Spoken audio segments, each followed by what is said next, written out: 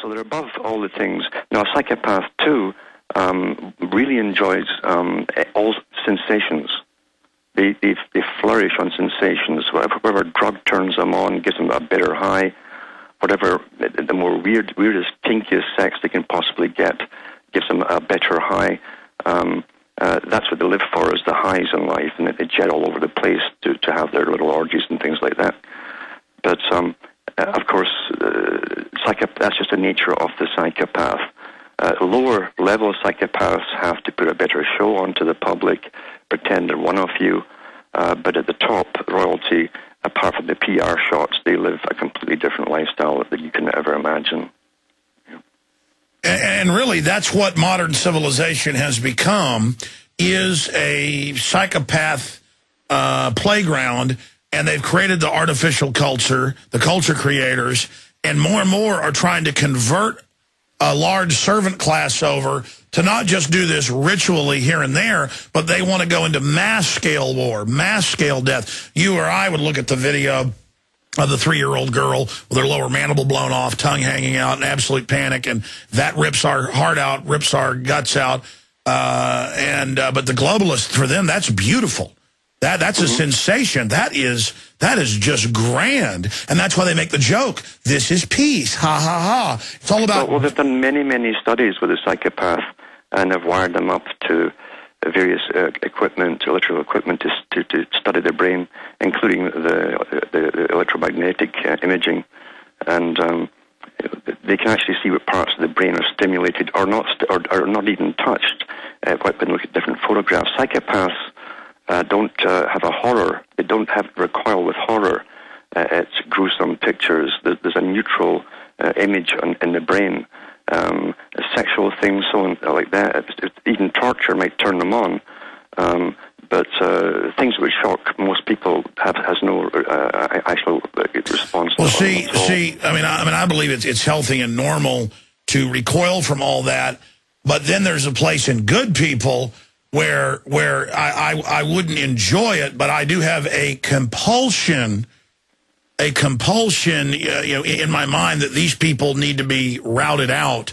I'm somebody who wouldn't hurt a flea, but when I see the globalist, I have an overwhelming drive to see him hang high. And of course, that's a natural instinct. They're trying to get that out of the general public, so we'll just sit here and take it. As a father, as a human, as a warrior, as a guardian, nothing special, just a man, I have absolute, total energy, even though I'm exhausted right now just thinking about these people, to want to defeat them. And I would imagine you have that same view as well. Oh, yeah. You understand, we have our figureheads that still have power, like Prince Charles. There's articles recently where he can actually veto or just nullify any law that's going to affect him and his personal... In fact, let me stop you. Guys, pull up London Guardian, headline, Prince Charles offered vetoes, I think it's 50 times. But they admit, he has a loophole where he runs everything. He's the ruler, and he runs anything he wants is his.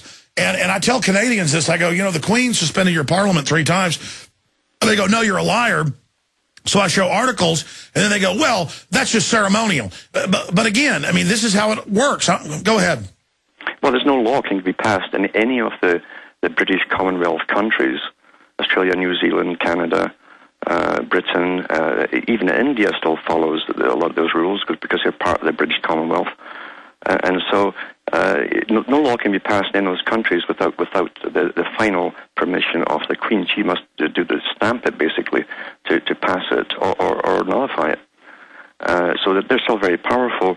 But they also have, again, their pals, their cousins, too, because they're interrelated with the big bankers. They're intermarried with them. I'm talking about bankers who lend to nations. And so they're intermarried with those guys, too. They're also inbred psychopaths that have been at this for hundreds and hundreds of years. And so we have... See, everything runs from the top down by money. And once you have money, you can buy everything. You buy countries, because every country is in debt. So you make sure of that by the system that you introduce. And then the guy who's in charge of money can basically say, well, I'll give you this if you want to put so much to the military, and here's a little deal. I'd like your military to attack that country over there because they haven't been paying their debts and all this kind of stuff. And this is how it really works. That's why Rothschild said, give me control of your money system, and I care not who rules the country, because he knew from previous experience that whoever rules the money rules the whole country anyway, and the Prime Minister. The Prime Minister must go to the banker for cap in hand every year for his cash, you know.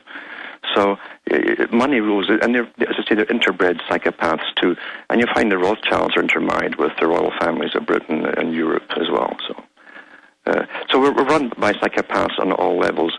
Some of the other ones too, by the way, it's interesting, go into the military. They just shoot up through the ranks naturally, probably hardly attended, in fact, but they end up being in charge at the top levels of military.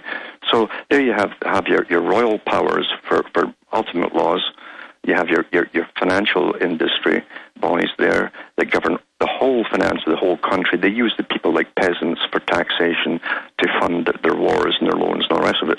And then you have guys at the top of the military who decide to take you off to war. So they have the little plans that really are secret plans from the public. The public's never to know the real reasons for anything, and they never do. They're never told the real reasons for any war. Or the real reasons for anything happening within their country. So psychopaths really, and I've said this, all people who are going to be in charge or given power over any citizen should be tested for psychopathy. You got to start with that, number one, that rule right off the bat. And that goes for your money system and every other system there is, because psychopaths, once they get in, they can cause so much damage so quickly. And by the way, they recognize each other. They find each other very quickly. They instantly recognize another psychopath, and they form little societies that end up ruling big chunks of the world, like the Council on Foreign Relations.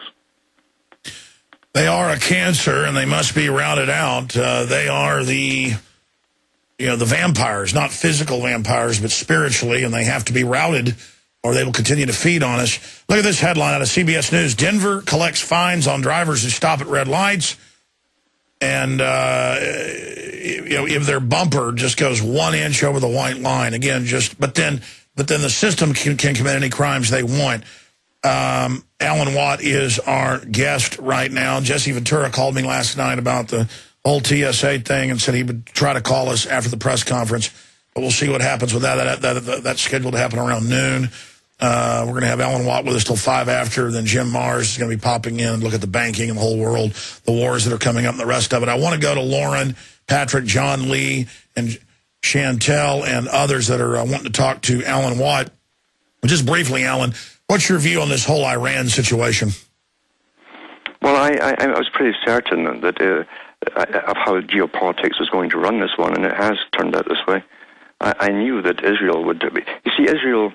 If you read the old newspapers from Israel, you'll find that for the new American century, put out their list of countries they wanted to just take down. They had Afghanistan, Iraq, Syria, they had Libya, they had Iran, Egypt, etc., all on the list. And of course, Obama is just following the same list. He was even congratulated by Rumsfeld for doing so.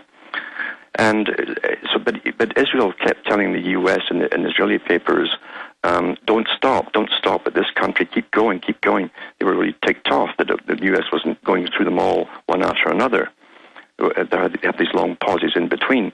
So this time I thought, well, Israel will have to, for the appearance's sake, and that's for her appearance's sake, Israel will come up and stand up and say, we're going to attack. And then the media will come out and say that's putting pressure on the U.S., who doesn't want a full-scale attack on Iran. And therefore, they'll step up the sanctions, they'll step up, they'll take over. And that's exactly how they're playing it out.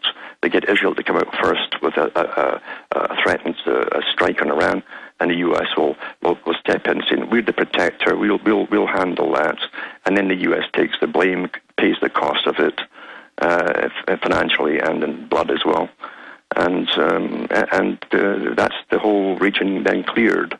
There's only one dominant country to be allowed in that whole region that was decided and talked about before they even set up the State of Israel. So you're simply watching a very old plan work out on time, on cue, the way that they planned it. Yep. Let's go ahead and talk to John in Wisconsin. John, you're on the air. Welcome. Hi. It's a real pleasure to speak to you guys. Obviously, InfoWars, Prison Planet, and Cutting Through the Matrix, they're daily visits for me and most of the audience out there. So, I mean, that's about as high a praise I can offer. Thank you. I kind of want to change the subject just a little bit. I saw this movie recently about Lyme disease and just how it's spreading all over the place, and the fact that there's a real ignorance as far as, you know, how to treat the disease. And it seems like the medical establishment, through their publishing and through all their indoctrination, have all these doctors under wraps, you know. And I kind of wonder if they have it as like this giant, you know, roving horde of, you know, infected deer and infected ticks that they're controlling through the DNR. And I mean, how integrated is all this? Well, we know Lyme disease is pretty much on record. Deer swam from Plum Island over to New York. It's less than a mile. Deer do that. And it was a zoological weapons base. They brought Nazis over there after World War II. It's on record. And so Lyme disease is a souped-up, weaponized system. And, yeah, it's all part of their degenerative disease weapon program. And then they just shelve and then don't cover under insurance all the real treatments for things. Alan? It's actually older. It was invented in Canada during World War II. And there's a good book out there. It's called Deadly Allies, Canada's Secret War. Canada has led the field in bacterial and viral warfare during and since World War II. Yeah, I knew about that, but the word I got, but the main spread point they said was they particularly weaponized it even more at Plum Island. Yeah, they sent it down to Plum Island in the States to be worked on, and the vector that they chose was, of course, at the time it was ticks. They dropped it from planes at one point across the western part of Canada onto deer herds to see how it would spread, and then it spread amongst the populations. And then eventually, of course, they've actually weaponized it now. It's been in the papers in Canada that mosquitoes can carry it now as well. So they're just going to dole out all this in a loving way to kill you and your family, your children. You know, they love degenerative diseases.